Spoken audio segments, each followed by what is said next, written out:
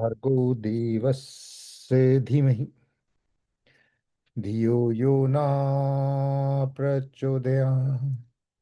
So I've lighted the church candle and the incense to invite the clarity of angels so that we can together serve the universe by praying for everyone who is less than us.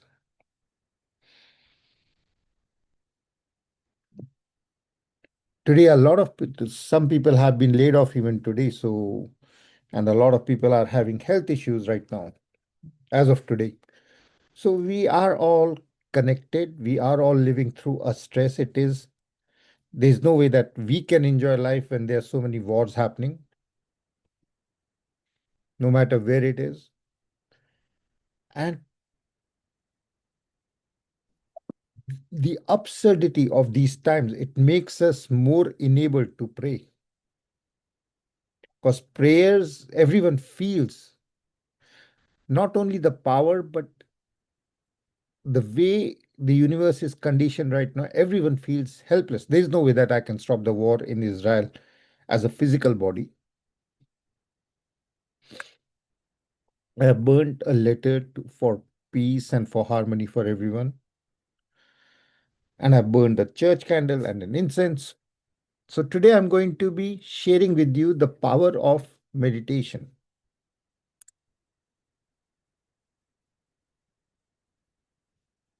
And there are two stories in reality. So the first story is that in the Indian culture, there are four races: the Kshatriyas, the warriors, and the kings, the Brahmana, who are the priests.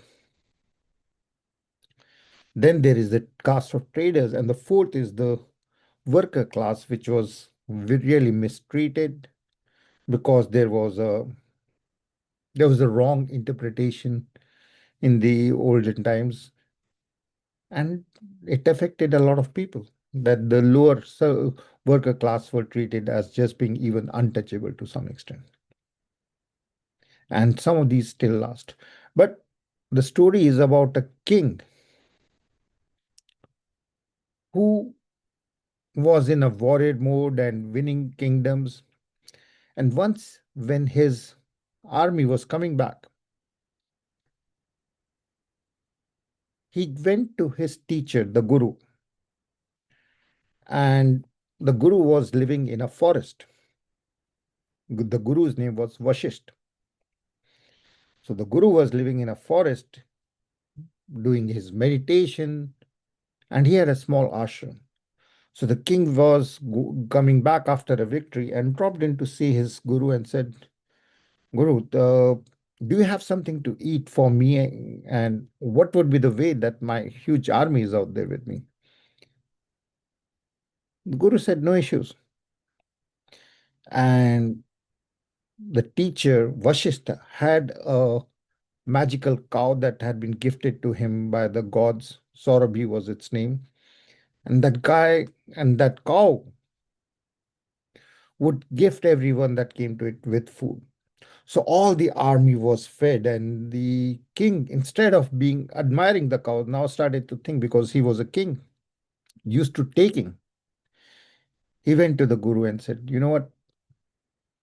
What's this cow doing in your place? Let me take it to the city. I'll give you all the riches, this. And the Guru, he said, I'm an ascetic. I live in a forest. There's nothing that you can do for me, but this is gifted to me by the gods because of my prayers.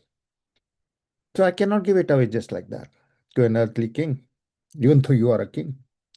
The king got really angry, and he sent his army, first a few soldiers, and none could win over the power of the teacher because of his yogic powers. He was so strong that with one flick, he defeated all the armies of the king. Now the king got so frustrated. His name was Kaushik. Kaushik got so frustrated. And he understood that these yogic powers of the Guru are really much more powerful than his earthly power. So he set about, even though he was a warrior, he class, He was not of the Brahman class that studies meditation and praise, etc. He switched and started to pray to gods with a lot of penance. And after the years of praying, he once more went for the cow and was again defeated. And his ego was now shattered. And that was when he started to pray again. And this time, at some point, he started to pray to God and meditate without any desire.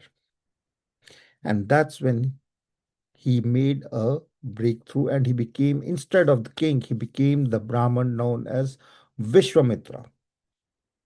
Vishwamitra means the friend of the world. And he started to live for others. Now, that's the first story. These are all legendary characters. So, Vishwamitra, Vashisht, these are all legendary characters. But they have a base in reality of the spiritual world and thus in our world because we are all spiritual soul beings. Now, it so came about that Vashishta, the first guru, had a pet patron. That is how the gurus survived. They had patrons who would ask them for their help in praying and would sponsor them. The gurus didn't really have to do physical work, etc.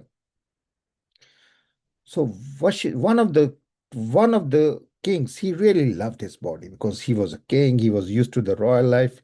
He was obsessed with his body. And he went over to Vashish, he says, I don't really want to wait for death. I want to go to I want to go to paradise. Well, the guru says, well, if you have good karma, good deeds, after death, you will end up there. But the king, whose name was Trishanku, he said, no, no, no. I want to go to paradise with my body, with my physical body. And Vashishta said, that is just impossible, son. That cannot happen. And the king started to. These kings, they are obsessed, they are egoistical. No, no, no, I am a king. I'll give you anything. Just let me go to the heaven with my body, physical body. Vashishta said, I cannot. And the king got depressed, dejected, went away. He found the sons of Vashishta who were also praying. And he said, look, you are doing austerities, you're doing penance, you're living a very tough life, and therefore you also have meditation powers. Why don't you help me when your father is not able to help me? And they said, if our father has said so, he's wiser than you. And in anger, one of the sons take, you are very proud of your face. He made him a beggar and a ugly beggar at that. So now this ex-king is very angry at Vasishtha and he comes across Vishwamitra, who became a powerful rishi, a meditator, because of his fight with Vasishtha for the cow that was all giving. So Trishanku, the king, goes to Vishwamitra and manages to rub it the way that Vasishtha has said no. And Vishwamitra, even though he is supposed to be now so enlightened, because he has prayed and meditated to Shiva for so long and Brahma so long, he says, I will help you. If Vasishtha has said no to you, I have been doing meditation for years. I will help you. And I'll help you get to heaven with your body, physical body, which you love so much. And with the power of his meditation, the king Trishanka was able to get into heaven, where the king of heavens, Indra, the king of all gods. In Hindu religion, everything is a god. All the elements are gods. Everything that you see, everything has a god. There are millions of gods.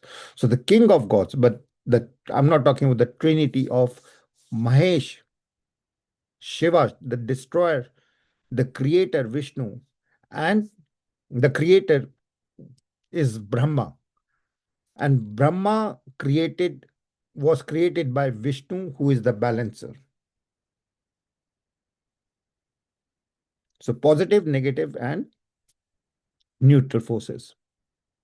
But King Indra is the king. Indra is also our means nerve. So the king of sensations in a very, very fine, subtle way. That is what the hint is. So the Indra, the king of gods who rules over the paradise, Swarg, it is called in Hindi, cannot have it.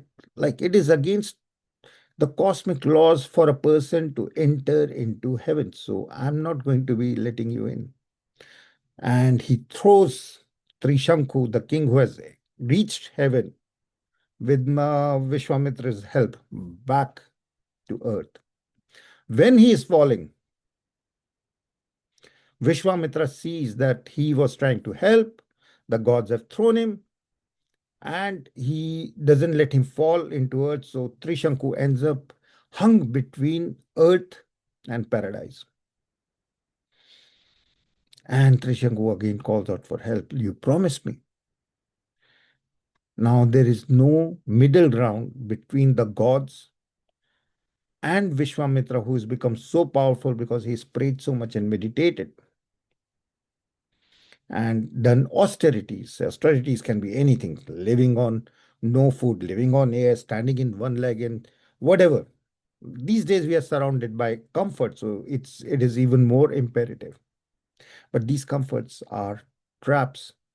We can have an austerity in our minds for all, and maybe that is what is more important nowadays. So Trishanku is hanging. The gods want to negotiate, and with Vishwamitra, who they recognize is so powerful that he was able to send a king with his body to heaven, and Trishanku is hung in between. Now Vishwamitra also has an attitude. He says, "No, you have to let in." The gods say it's against cosmic laws. Now I'm getting to the part of the book. The whole story is full of references to the power of meditation and prayers. For a Hindu, a prayer and a meditation is exactly the same thing. Deep prayer is meditation. So Vishwamitra cannot negotiate out with the gods. And therefore, it is called tapa, using his powers of meditation that he has earned, creates a parallel universe for Trishanku in which Trishanku can get into the heaven. But the gods are still off. They say it is still not right. Okay, we will accept him in being in your universe which you have created. Just like Brahma, he created a universe, parallel universe. But even in that universe, Trishanku has to be upside down hanging. So after this, at the end, because this is all still energy, it is not God's, because it's not God's energy in the sense that this energy of meditation is being used to get some tangible benefits for yourself or someone. It is very restrictive. So after this huge achievement of creating a parallel universe for the king, Vishwamitra gets very, very weak in terms of his meditation. Energy sort of is depleted. So there are lots of morals in this story. The warrior who became a meditator because he wanted some infinity from the cow that was giving food to everyone. The war between the Kshatriya, the king, and the guru. The guru who, as a promise, made a very egoistical and very vain king Just even like the king was just, no, I want to get into the heaven with my body. He was able to send him. And when said no, created a parallel universe. We all do that. When I'm walking on young, sometimes I'll see people talking to themselves. Sometimes it is a Bluetooth that I don't see. And sometimes they live in their own parallel worlds. And even if people are not talking, the same incident is reported by different people and perceived by different people in a different way.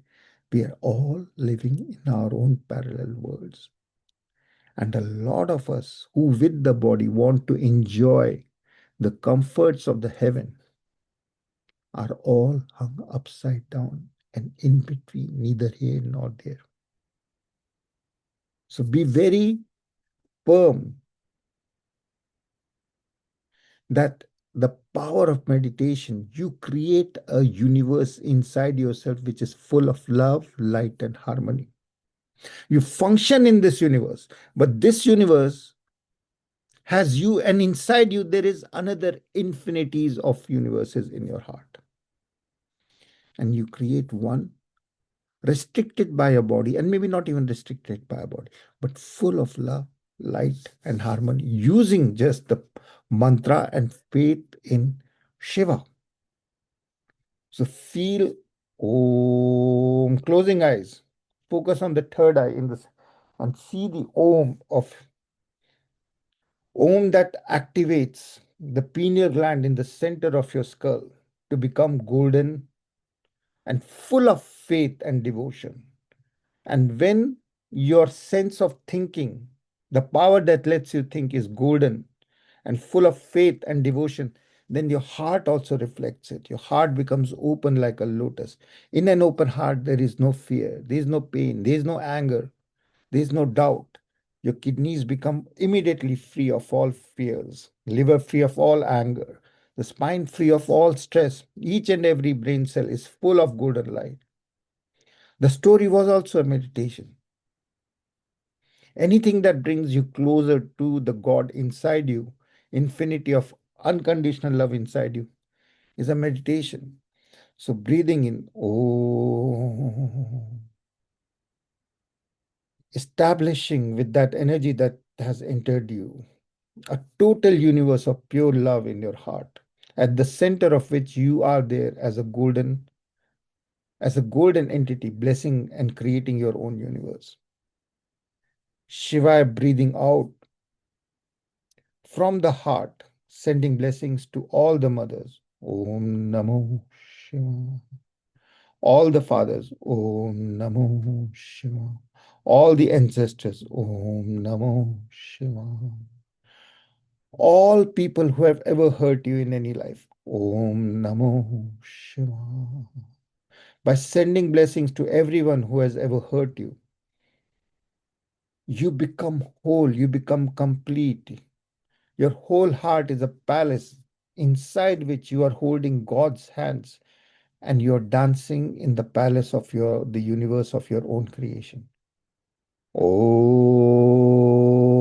Namo Shiva. With your dance in the palace of the infinity of unconditional love and service to others in your heart, you repair your heart, which has been impacted by the life on this planet. You repair your kidneys, which are now golden and bright. You repair your liver, which is golden, bright, and smiling. You repair each and every body part which has been impacted. Your stomach is now letting go of anything that you are holding on and assimilating anything that you need. Your heart is a pure temple of golden joy. Each and every brain cell is dancing, and each and every memory of past, present, and future is one of love, light, and laughter. The mantra, I see God's blessings in everything and everyone, is flowing up and down in the universe of your body. Om Namo Shiva.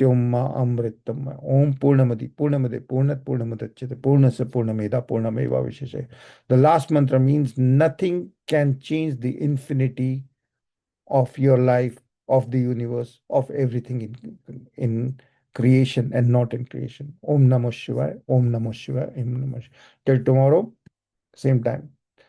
Om Namah Shivaya, Om Namah Shivaya, Om Namah Shivaya, Om Shanti, Shanti, Shanti, Shanti. Hari Om, Om Tat Sat.